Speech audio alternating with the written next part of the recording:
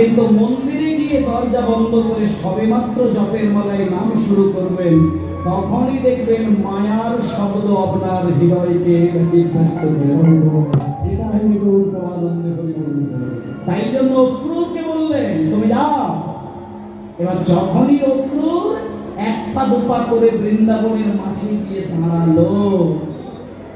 মায়েরা খুব সুন্দর করে চিন্তা করলেন, বৃন্দাবনের মাঝে গিয়ে যেই সুদামা শ্রীরাম দাম বসুরাম সকলের মাঝখান থেকে যখন কৃষ্ণকে দম করে তুলে নিয়ে সোনার রথের উপরে চাপিয়ে বিদায় হচ্ছে, এমন সময় এতগুলো বন্ধু ছিল, তাদের কান্না আর সুদামার কান্না এক বিষয় হল। সুদামা যখনই দেখলো কৃষ্ণ বেরিয়ে যাচ্ছে, সুদামা সঙ্গে সঙ্গে ওরে কানাই রে, ওরে কানাই রে,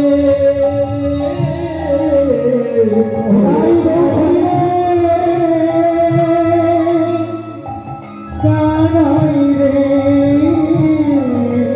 ওরে কানাই রে, ওরে কানাই রে, ওরে কানাই রে, কানাই রে, কানাই রে, ওরে কানাই রে,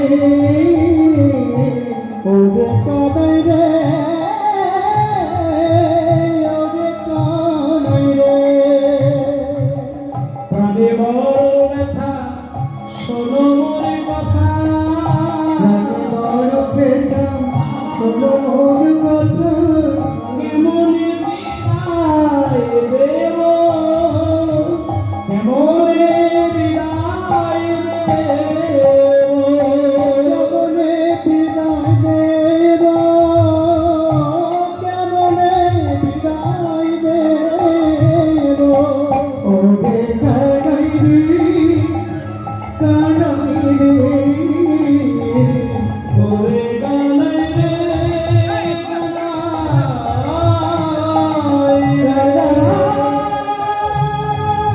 হরি হরি হরি হরি